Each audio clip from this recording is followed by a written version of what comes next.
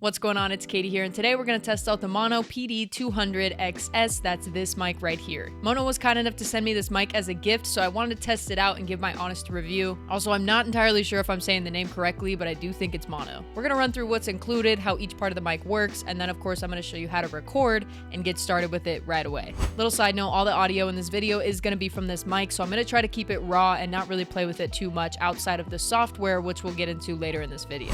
As I'm editing this video, I noticed that a pop filter would be great on this mic, so the audio that you're hearing right now does have this pop filter attached. You can buy one of these for $10, and I do think it's beneficial for the audio quality. Alright, let's start from the top. First off, the box is already pretty nice. It's kind of its own carrying case, so if you need to travel with it, you could just pack it back up in this. When we open it up, we see we have the actual mic itself, cable, and this piece here to attach the microphone arm to a desk. Now we lift this section up, and we have the actual microphone arm that we'll be attaching to the mic in just a moment. My initial thoughts are that the mic looks and feels pretty nice, the shock mount is plastic, and the actual mic feels like a metal material. I love the sleek look. Now what I find to be really useful about this mic is that it has the option to plug in through an XLR cable or a USB-C to USB cable. They provide this cable and it's pretty clutch being that it has the USB option, or you can pop this off and make it USB-C to USB-C. This means I can plug it into my laptop or computer and start recording clean audio right away, but it is nice that I am able to use an audio interface using the XLR cable if I choose to do so. There's also a headphone port so I can hear myself talking and get an idea of what it's sounding like. And lastly, there's this button here to change the color of the light on the mic, which is pretty cool. This light only works if you have the mic plugged in using the USB-C cable, so if you're using the XLR input, you can just plug this into a wall or something to get the glow effect. The pattern of the mic is cardioid, which means if you talk directly into the mic, you're going to get the best sound from it. If you move over here to the left, you're going to kind of lose some sound. Same thing over here to the right. So I'm not going to talk on the side, I want to talk directly into the mic.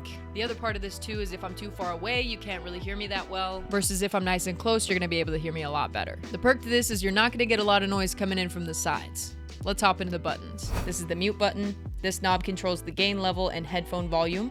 When it's green, you're controlling the gain. According to the manual, if you turn it to the right, you're bringing the gain up, and if you turn it to the left, you're bringing the gain down. Click the knob to turn it blue, and you can adjust the headphone volume. As you can see, this is plugged into my Mac, so let's dive into the downloadable software that comes with the mic. Since I started playing around with this mic, I realized that the software actually has a lot of really cool buttons and tools on it that help your audio sound crisp right off the bat. So I'm going to show you some of the options in here, and then we're going to do some tests as well so you get an idea of what each one sounds like. On both sides of the screen, we have access to the mute button, gain, and headphone volume. I do love that we can change the gain level here and get some numbers with it, and then above we get a rough idea of what our levels are. They also give you these 4 tone presets, so let's run through each of these as a quick test. This is a test on the tone deep. This is a test on the tone original. This is a test on the tone natural. This is a test on the tone legacy. I can definitely hear some differences, though nothing too crazy, so I'm just gonna leave it on original. You can also access the RGB Light here. Now on the right side under advanced, we have a few other tools. You can select different EQ presets, so let's do another test. This is a test on flat EQ. This is a test on high pass filter. This is a test on presence boost. This is a test on high pass filter and presence boost. I think I like the sound of the presence boost, so I'm going to stick with this one. In my opinion, the limiter is the most important part of the software, and I love that they offer this tool. What this does is it allows you to limit your peak, so kind of like in Premiere Pro if you've ever used the effect hard limiter. So I'm going to bring mine down to about -8 to -11 decibels. That way if I get really loud, you can see it keeps my voice from peaking in the red zone. Once we have our settings up, go to QuickTime, File, New Audio Recording, then click the drop down and select PD200X podcast microphone, and you're good to start recording. If you're plugged into an interface using the XLR, just hit record. All in all, final opinion is that I really like this mic. I think it's great quality, especially for the price point. I'm pretty sure you can get this exact mic and kit for like $63 on Amazon right now, or you can get it on their website where you'll find a bunch of different options. They have this exact kit on there for about $109, and you could save $11 using this code, which I'll also drop in the description for you.